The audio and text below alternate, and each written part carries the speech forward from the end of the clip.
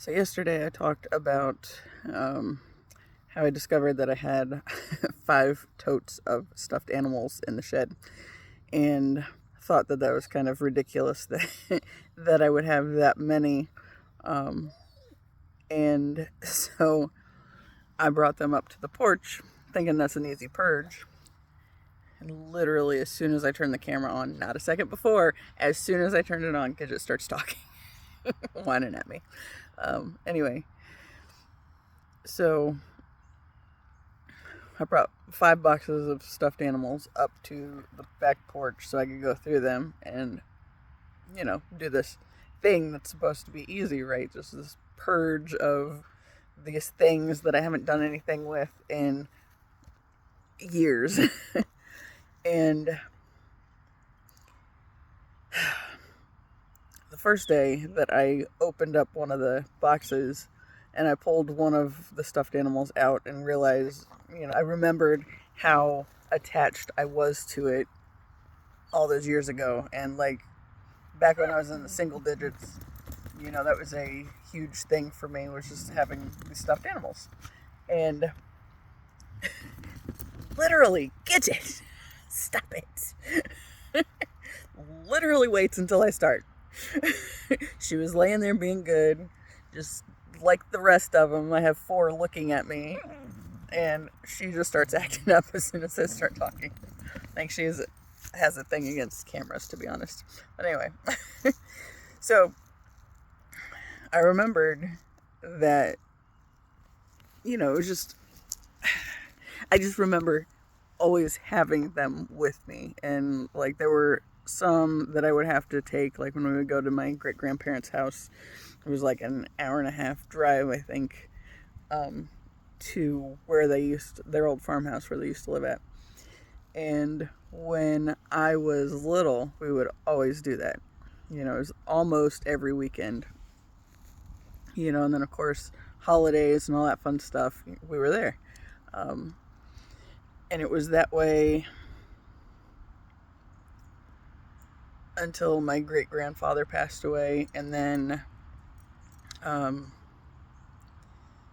once he passed away, my great grandma got moved up here to where we're at. And I mean, it was like a couple miles over, but yeah. But like, even like all the pictures we had when I was down there, almost always had stuffed animals with me in my picture. That was a huge part of my life. And I was looking at them a little bit ago and trying to go through and figure out which ones I would keep, which ones had too much sentimental value. And I mean, they all smell awful. And I forgot that there were several of them as I got older. The tags weren't as much of an issue, so I used to write who like the stuffed animal was from, if there was anything special about it. And then maybe, okay, I got one on vacation, so I put that down on the tag. It's like, like the Ty Beanie Baby type stuff. I have like this monkey that I wrote Happy Vacation. It says to Sarah from Sarah. Just silly stuff, whatever. I got one from my grandma. And I honestly, I'm going to assume that was my mom's mom, because it just feels like it probably was. But I don't know for sure. So it could have been, if it was my great grandma, I feel like I would have specified that, because we usually referred to her as Grandma Mila. So that was usually, because we had her and then we had my mom's mom. So, and then on my dad's side, it was just my grandma. So we didn't really call her anything beyond Grandma. Well, Grandma Jones, if we're talking amongst ourselves and differentiating that way.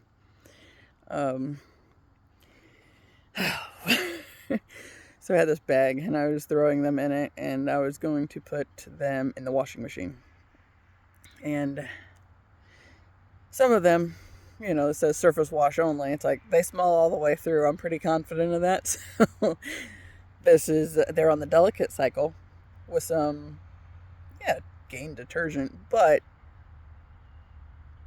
they got to be washed. And if for some reason they don't make it through the washing process, then okay, maybe they'll be sacrificed after that. But in the meantime, that's what we're trying because it's funky. Yeah. I was talking to my friend, one of my derby friends. She's the one I got my tattoo with most recently. I told her what I was doing, and I sent her this picture of this bag. It's like this 31 bag that I had all sorts of like papers and stuff in, and I purged most of those recently. So I just figured this bag would be real good to throw these toys in until I get them to the washing machine, and then throw them in. And I took a picture of the bag that's like heaping over the top. And it's like, I thought this process would be a lot easier than it's proving to be. I said, I have 5 totes of stuffed animals, and I figured it would be real easy to say, oh, these can go because I'm not going to do anything with them, right? And then I'm realizing it's nowhere near as easy as I thought it was. And then, yesterday I made the connection that at a time I felt extremely unsafe energetically, and everything just felt erratic. I had my stuffed animal, so it was like this big channeling thing, and it was something to do with energy that was coming into my system that I didn't even realize was coming into my system. I didn't know that was a thing. Nobody in my family knew that was a thing. I only figured out that was a thing it's been a journey over the past several years. But yeah, I think the first time I ever heard the term empath, I was in seminary and doing my internship. I had to have a hospital chaplaincy internship. I was signed up to do it in the summer, and then that was the year that I ended up getting my TBI, so I had to delay it, and I think I pushed it to the fall that same year. But that was, or maybe it was, I don't know if it was the same year or if it was the next year. It was either 2013 or 2014. 2013 is when I got my TBI.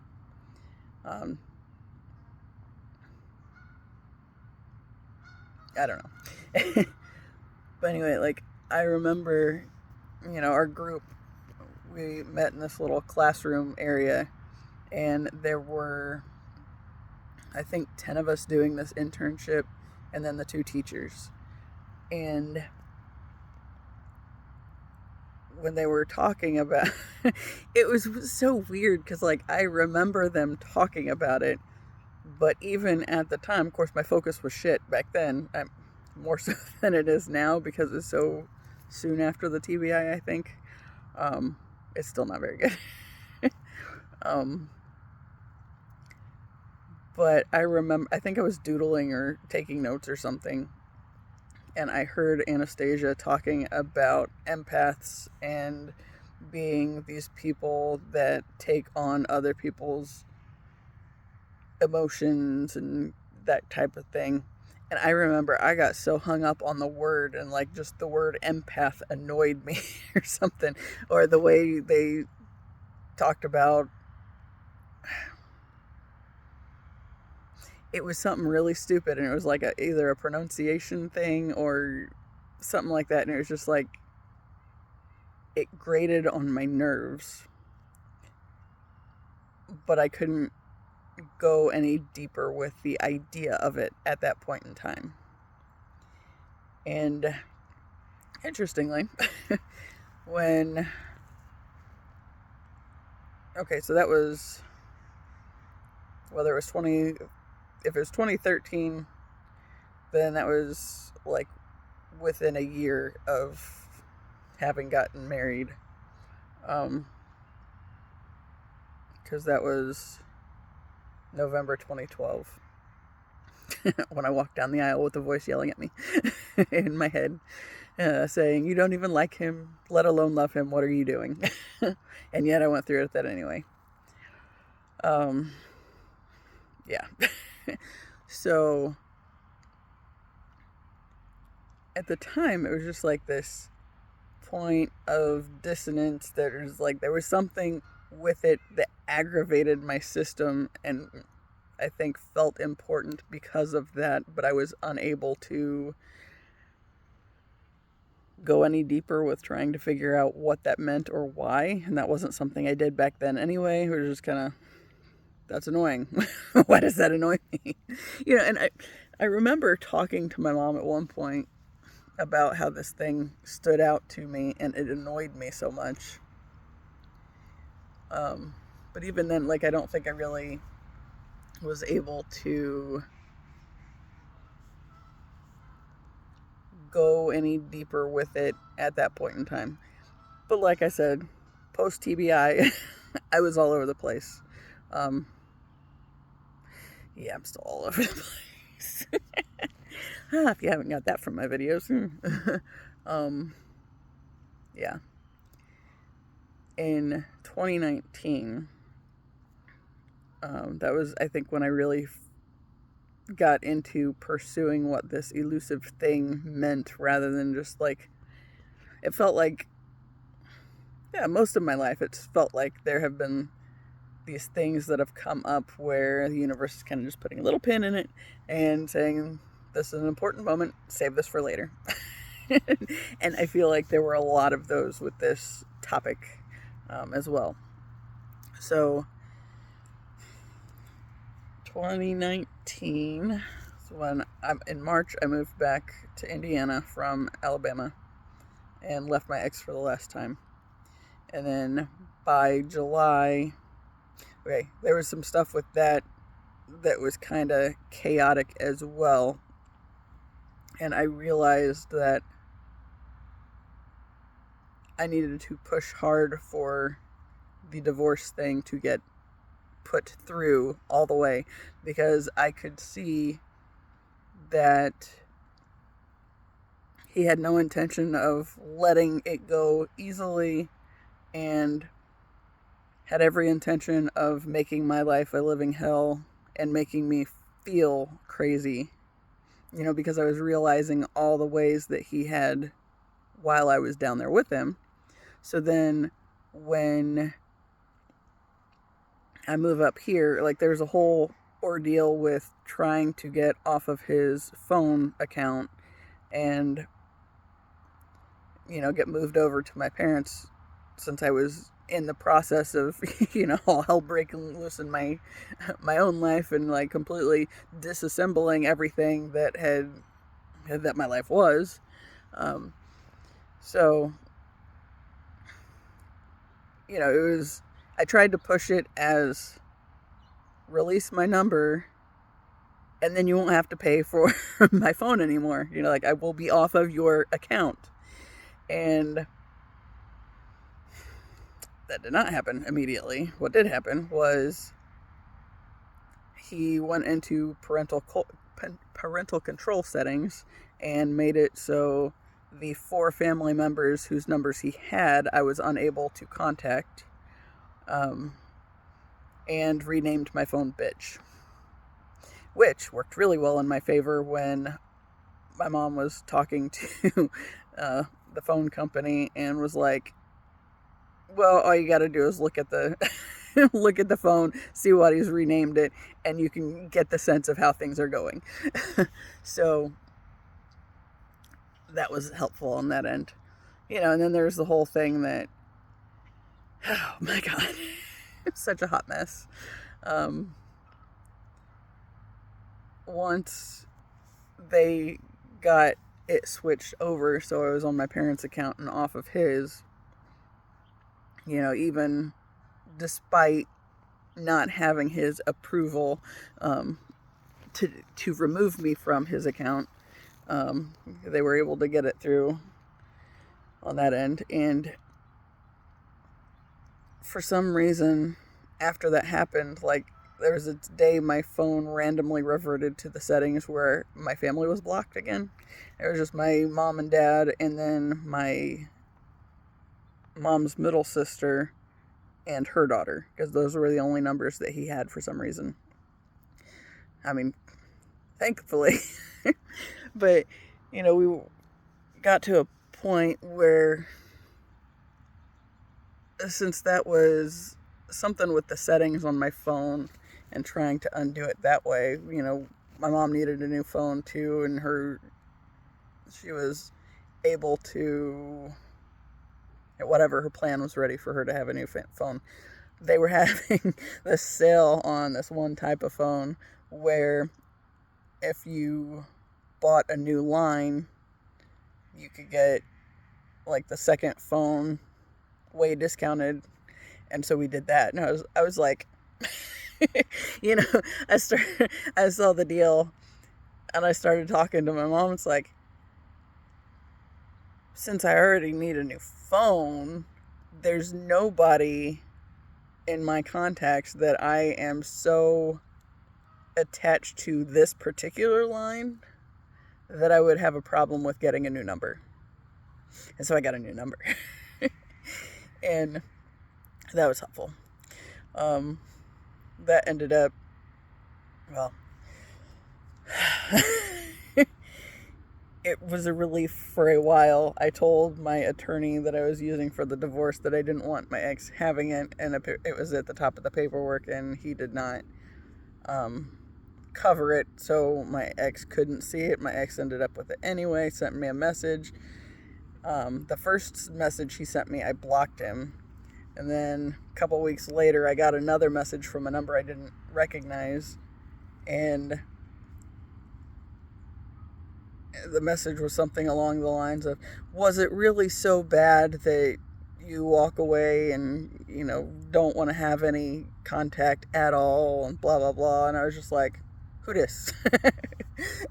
And he just sent the first letter of his first name, and I was like, nope, we're done. So I blocked him, but it was like, I'm pretty sure he got the new number so he could tell everybody that he had to get a new number because I was harassing him. It's like, no, I was just trying to completely disconnect. Yeah. On the divorce end, so that was 2019. After like this whole ordeal with the phone and realizing that he was literally just trying to make me crazy, I compiled this big long list like I done with all the shit for his custody case that I gave to his attorney. And I ended up being on the stand for 4.5 hours, and I was the only person that had a substantial amount of time, and it was because I knew everything about that situation inside and out.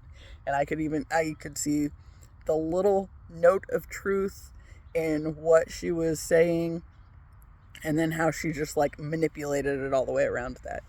And because I was able to do that, I was on the stand the second longest amount of time. She was on the stand for like 7.5 hours, and I was on the stand for 4.5 hours because I knew it so well. And they started with me because I knew it so well. And like I had all this detailed documentation, screenshots of text messages, screenshots of like shit she was doing on her personal accounts that was public.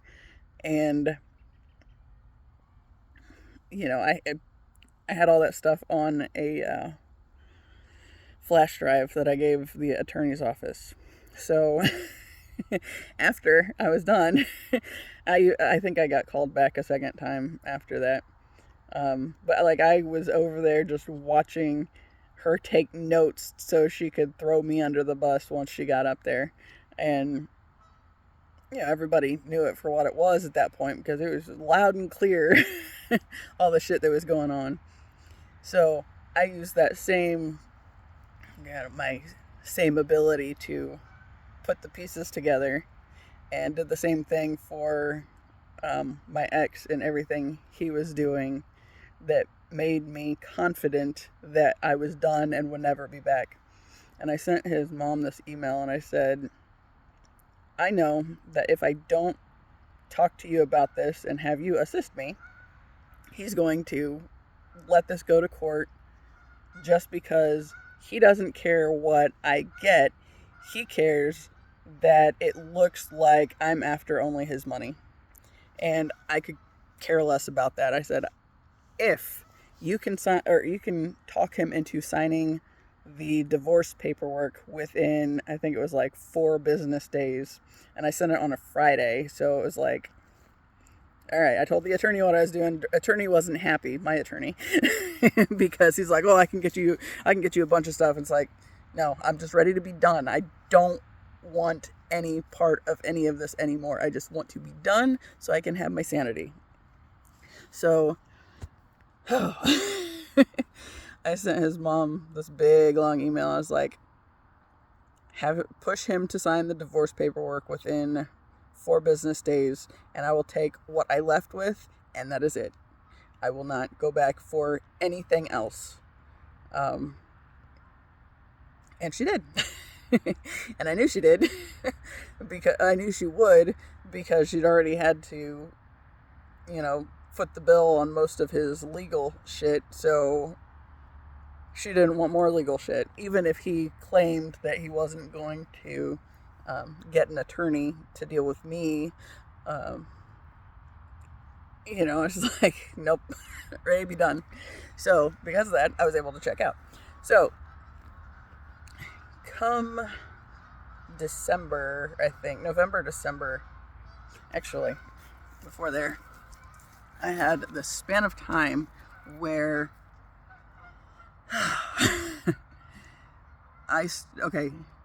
the end of July, the divorce was finalized.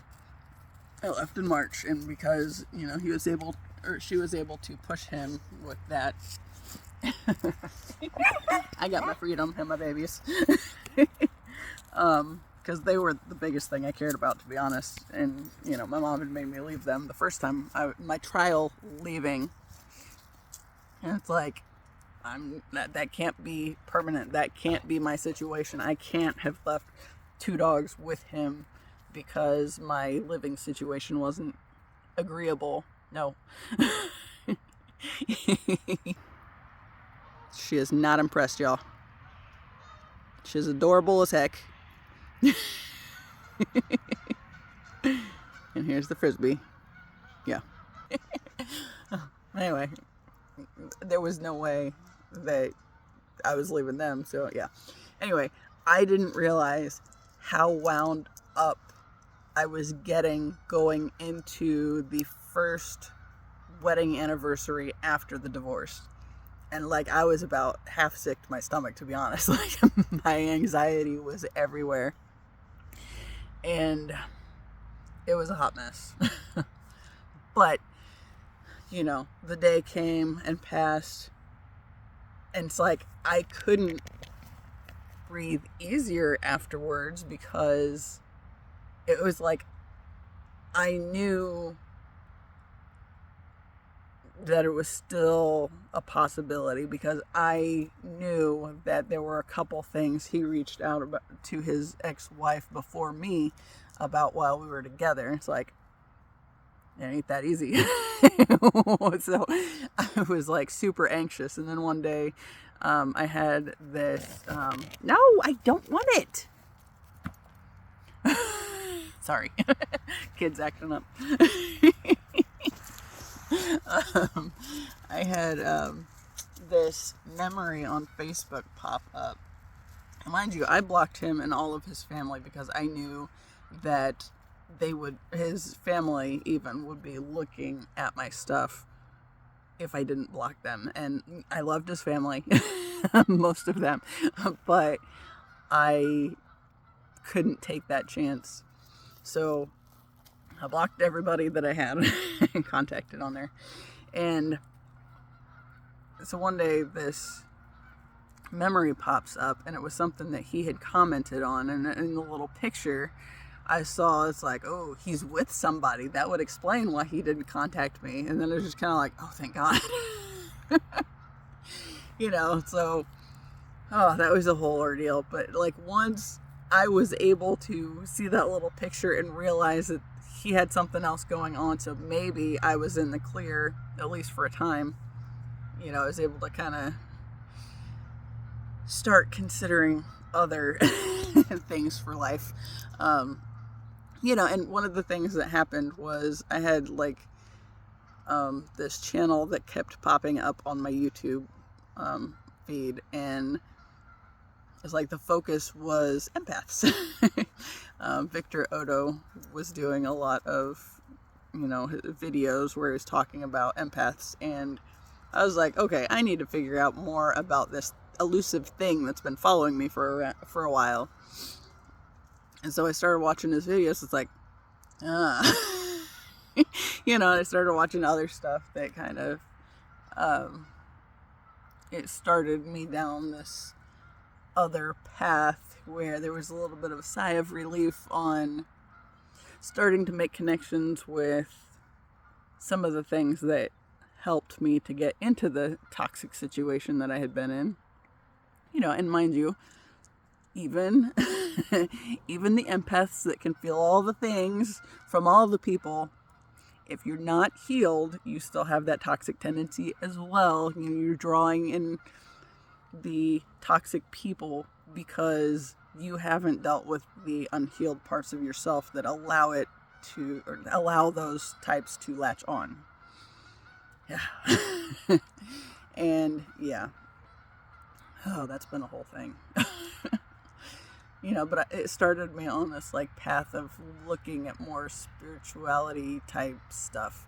And when I was leaving Alabama that last time, the big thing was, it was like this big reverberation just echoing in my head, where I was starting to see all the ways that the church background that I'd had motivated me right into that situation to begin with, and got me stuck there for a long time. Because church doesn't care what you're going through.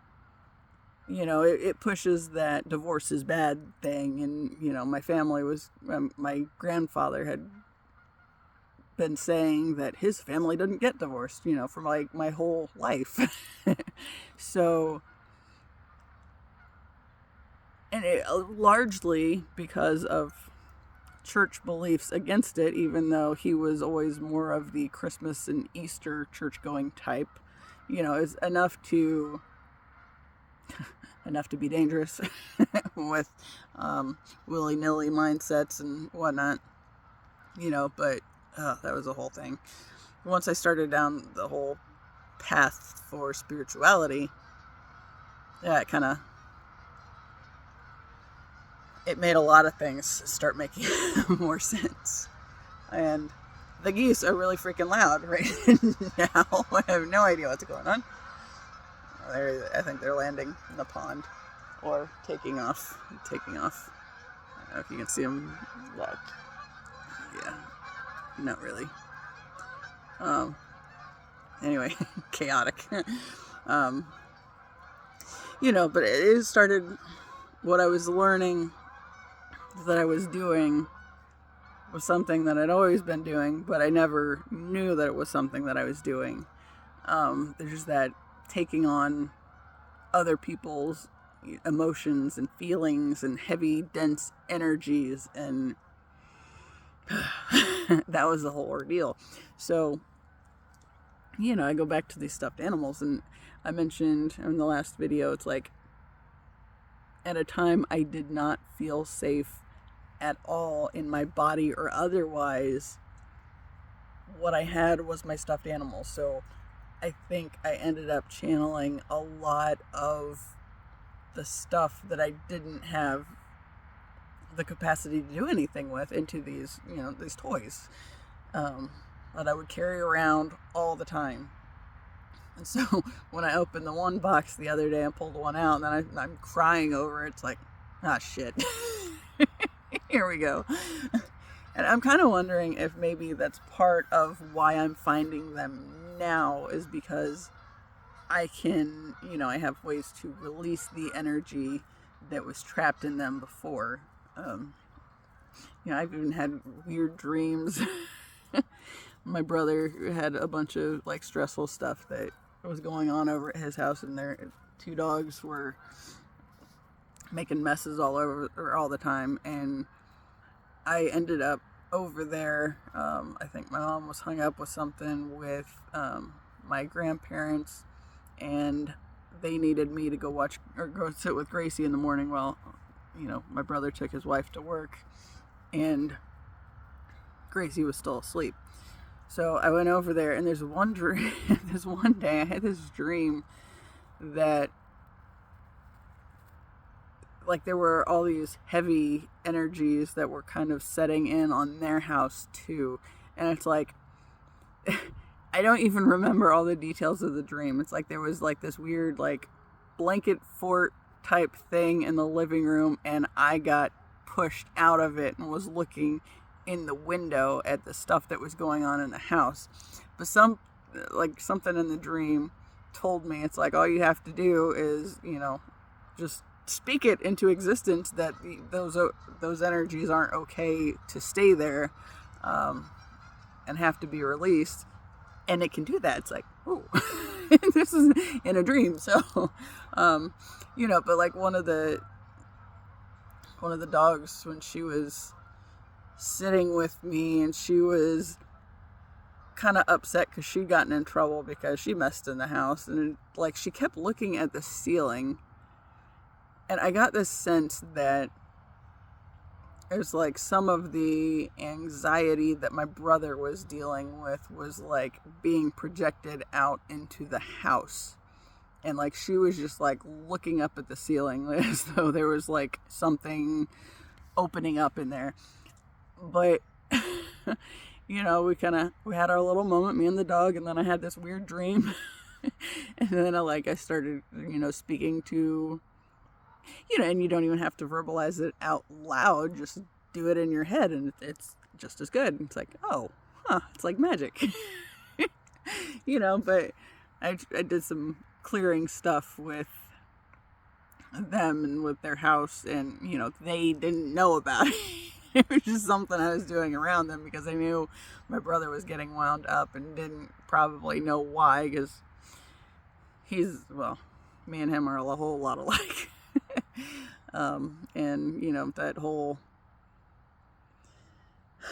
taking on the energetic junk of those around us, especially growing up that way, and then just picking it up from the environment naturally. And I've learned several things about how to, fix that for myself. Like, so the twin flame thing is what kept pushing that I needed to be mindful of my boundaries. And so, I had the teachers in the classes that would call attention to certain things that I needed to work on. Like Lanita told me that, first thing she does with new students is check in with your guides and see how to best direct you, and she said that my clairsentience is good, but I needed to work on trusting my claircognizance. And that made perfect sense because in October and November last year, I got the really strong sense that I was supposed to retire from roller derby. Didn't really know why. I loved roller derby, but then, after I connected with who my twin flame is, it took me to like this whole different level, energetically speaking, to where I started being able to connect with him or with his energy. And, it was like it was superimposed over the top of the 3D world that I was living in. So I had made this connection, and then there was a day my mom, my aunt, and I took Gracie to the zoo, and it was like he was right there with me the whole day. It's like, how is this possible? What is happening? I don't understand. And so, that was the entire day. It was like he was right there with me. And then I went skating at a new skater workshop for roller derby. And I was skating with all these new skaters, and there were a few people that I had known from roller derby when I started, and since then. And it was like I couldn't enjoy it because like there was this whole other level that I knew I was trying to get to, and I couldn't do it so long as, sorry, mosquito in my hand, so long as I was still doing this thing in the physical sphere that was keeping me separate from this other level where I could feel these other people, and it's like calling them in energetically. And I'm sure, there's so much there. But yeah, so I retired, and after basically a season and a half, and my second season was jacked up. I got to play the last half of the season, but because of something that I had a whole lot of anxiety around before that, I had to sit out the first part of the season. So that was kind of rough. But it also it lined a bunch of stuff up to start falling into place. So I retired from roller derby. Then I start taking these classes, and Lenita said, okay, first class I went to was Annie's class, and that was a Wednesday night class. The other one was on Thursday. So Wednesday I go to Annie's class, and it's like I get the sense that there's something around me that she sees and is aware of that I'm not aware of, and just this sense of, wow. It's like, what is that? I don't understand. And I have yet to, I really want to ask her about it. I've had a couple occasions where I wanted to, and it's like I couldn't bring myself to do it, to figure out, to ask her what she saw the first time she encountered me, because whether it was, I feel like it was a combination of actually happening and something happening at this energetic level. But there was definitely an energy to it. But when I told her that I had played roller derby, she thought that I was still playing roller derby and got all excited and was talking about somebody that she had known that had played roller derby and how cool it was. She started talking about this stuff, and I went home that night, and it's like it was kind of cool. It was really fun, and I got really into like buying all this stuff after I started with it and everything. And do I really need to be done? So I started second guessing myself, and it was kind of funny because, okay, my friend, one of the people that made me feel most comfortable starting to allow myself to be seen with these roller derby people, I said, okay, if she talks to me tonight about something roller derby related, I'll know it's okay that I, go back to it. Universe says, yeah, right. Not only did she not talk to me for like a couple weeks after that, it definitely was not anything roller derby related when we finally did start talking again. It was like, yep. Point received loud and clear. Smacked my nose because I thought I had a mosquito land on it. And then the next night, I go to Lenita's class, and she says, clairsentience is good, claircognizance needs some work. It's like, oh, yeah. So, point received. And I have entirely disconnected from it. That was a whole thing in and of itself. And I had a lot of people that were like, why did you leave? It was we were enjoying watching you, or I wanted to come watch you, and all this kind of stuff. It's like, oh. Like, because I feel like I'm not supposed to be there anymore is why. And that was the big thing is, actually, I'm glad I left when I did, because there was some drama that seemed to kind of kick up that some of my friends have had to deal with. And it's like, yeah, okay. I'm glad that I was out of it before then. But then there's the whole deal with boundaries. Lanita mentioned that was something that I needed to work on. And, protecting my energy, shielding and protecting my energy, all that fun stuff. So, yeah.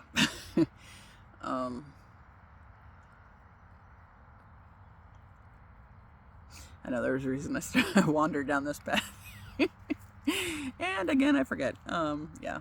Oh, it kind of tied in with that whole twin flame thing, because that's really where the push to be mindful of my boundaries really came in at.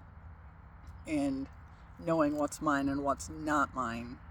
And even when I started shielding my energy back earlier in the year,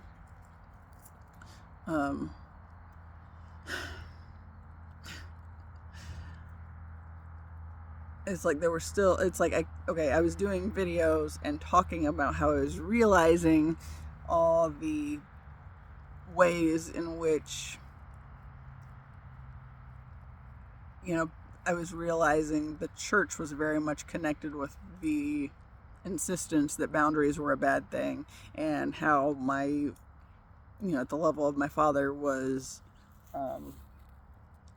a lot of that crossing energetic boundaries, and there's some stuff there. And then, like at the shallowest level of it all, was the guy from Annie's class that was like, are you sure you're not being a little too concerned about, this boundary thing? And if you protect yourself against everything, are you going to let in anything? And then realizing that idea had come up when I was working at the factory I started working at after I got my divorce. And some of the stuff there, it's like, because I'd started to wear this obsidian necklace all the time. And then I heard, I think, Aaron Dowdy say something to that effect. And it's like, oh, that's a good point. So I stopped thinking that maybe I was blocking out even the good stuff. And it's like, no, I don't think this is how this worked. It's now that I'm realizing the things that I am realizing. And, it's a process.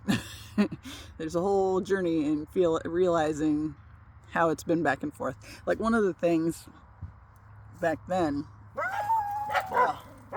I think my grandma's home. Which means my parents will be home soon, too. So, I was working at this factory, and I got this, I was kind of, for the associates, a little bit of a promotion without having any of the financial gain from being promoted, just having a slightly different job, and more responsibility. But I was working, and I was training these people to do this other job that it was like more involved than, okay, thank you. Hey, thank you. That was more involved than, just stacking boxes in a truck. And there was this one guy that, we were laughing and joking, and we enjoyed each other's company at work. And my friend that does reading, she did a reading for me, and she said something about this guy with blue eyes. I was like, I already know who you're talking about. But luckily I was still semi-mindful of my boundaries, I think. But dude was divorced, or not divorced, he was married, very much still married, had a 17-year-old and an 8-year-old, and was trying to get some action on the side. It's like, no, that's not going to happen. And, you know, we were friends on Instagram for a little while, and actually I think we're probably still friends on Instagram, maybe, but he kept sending me messages and being like, oh, I miss you, and we should really get together sometime, and blah, blah, blah. It's like, dude, what you want is not going to happen. And it got to the point where he wouldn't stop, so I blocked him. So I don't know if Instagram took the hint and just deleted him off altogether. I don't think it did. I think it just made it so he couldn't communicate with me. But yeah, it's like, yeah, that's, nope. So that was one of those early boundaries things. And that, yeah, I've never been inclined to want to get involved with somebody that was married. No. That sounds like way more drama than I would ever be interested in. But yeah, and let alone being somebody's side piece, forget that. You know, and I don't care how miserable you are in your relationship. If you're that kind of miserable, just get out of the relationship and then go figure it out from there. But dude's toxic anyway, so it's like, no. And you know, it's just interesting seeing how things overlapped when I wasn't even aware of what was going on, and now that I'm able to kind of see how it's all panning out on that end. I don't know what they're barking at. I think there's a flash in my grandma's window. I don't know if I don't feel like she went in the garage because the garage door's not working right. I don't know what happened, but they saw something. Anyway, yeah. But it's like the whole boundaries thing. It's just, you know, okay. That was where I started that. When I was looking at me, yelling at me.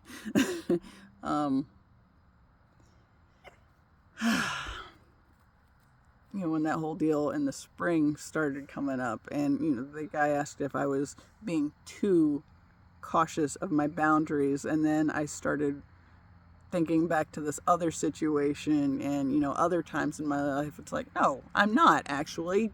Stop that. You know, and like the more diligent about being mindful of my boundaries I am, it's, oh my God, it helps so much. You know, like, okay, hi. Quit, I don't need you on my lap. Ugh, goofy dog. Okay, nope, thank you. Okay, thank you. Yeah. Okay. Last night, this is a prime example, I decided I was going to make a baked potato. And, you know, we had some leftover sloppy joe and some cheese that I was going to put on it. And it was like this whole, like, well, it was a whole process, right? Because I had to cook the potato.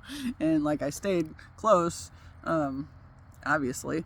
But my mom and dad were in the kitchen. And my dad put something on the TV. And, you know, I get the potato out and put the cheese and the sloppy joe stuff on it and put it back in the microwave. And, you know, it's in there for a couple minutes. When I get it out, you know, my dad has just put something on TV, and it's like, I don't want any part of this. Like some pseudo news channel claiming some bullshit that I don't want to hear. I pull my stuff out of the microwave, and, you know, I have a napkin on my hand underneath this plate, and I'm collecting my water, and he says, I'll change the channel if you want to stay in here and eat. It's like, no. If you wanted me to stay in here and eat, you wouldn't have put that on the TV in the first place, because you already know I'm not going to stay around where that kind of bullshit's on the TV. I know I didn't say it. I was just like, nope, and walked off. But that was something I had to kind of piece together for myself afterwards. It's like, yeah, that's one of those things. It's like, I don't want any part of this. If you have this stuff on, I at very least have an earbud in if I'm going to stay in the same room, or if we're actually eating together or whatever. As soon as you put that stuff on, yeah. And for a while, I got to this point several weeks ago where it occurred to me, it's like, he does not give a shit if my mom or I are doing something in the room and listening to something or whatever. I almost always had my earbuds in. He would just blast over the top of it. And it's like, he don't care. So I got to a point where it's like, you know what? Okay. He's going to do that. He wants to blast church over the top of whatever I'm doing. I'm going to start blasting whatever I'm listening to over the top of what he's doing. And so I'd go in there listening to heavy metal. And he'd be all like, not even like the dark stuff that my brother listens to, but I'd be listening to metal and he'd be like, I don't even know what, he went off on me a couple times about it. It's like, oops. And for a while, he did start using his earbuds. I think I just need to get back to that, honestly. We'll see. Yeah. Anyway, boundaries. Gotta love them. Oh, yeah, the whole stuffed animal thing, too. It's like, I think part of this is needing to release the energies that were attached to those, even. But, I was talking to my friend, and it's like, I told her what I'm doing. It's like, I have to wash them, and then I'm going to sage them, and, clear this heavy, dense energy off of them. And I said, after that, I'll figure out if I still have a big attachment to them and want to hang on to them, or if there are some that I can let go of at that point. And she said, and if you can't, that's perfectly okay. It's like, that's true. I told her, like, I'm already planning on, like, clearing space off, like, actually, I have 2 bookcases in my bedroom that are upright, and one of them used to have puzzles on top of it until I moved those into the bookcase into my office. So now there's space up there. But there's also, I have another one that used to have coloring books on it. And this basket that had coloring books in it, like adult coloring books and some kid coloring books. Care Bears and Precious Moments. Those I think I'm handing off to Gracie. But Lisa Frank, still love me some Lisa Frank. So bright, colorful stuff, that's me. But yeah, she's just like, it's okay if you don't want to get rid of them too. It's like, I agree. And I think at that level, I need to realize that it's okay for them to be in my space as well, which I feel like is the bigger point. It's like not living in all these freaking boxes. And maybe I used to have a pet net when I was little. Maybe it's time to get another pet net to put in my room. Oh, silly, I know. And I've never really gotten rid of, like, the whole stuffed animal kick. I've always had a bunch of them, but I got this one. It's a stuffed Anubis back in 2020. It's my first Instagram post, I think. First or second. Maybe second. I think me and Taz was the first one. But it's got like violet eyes, and it's like, this is really pretty, and I really want this thing, so I got this thing. And then there was like this plush foundry thing. There's a guy that I've seen his videos on Facebook, and I know he has them out there elsewhere. He has like the creatures that he walks around as, and like one of them's Ghoul, and I don't remember what the other one is, but I got a stuffed Ghoul. And it's fun. It's on my shelf above my bed with my Anubis. And then I've shown the shelf, well, it's on my DVD case, like the top shelf I put like stuffed animals that I got from graduation and stuff.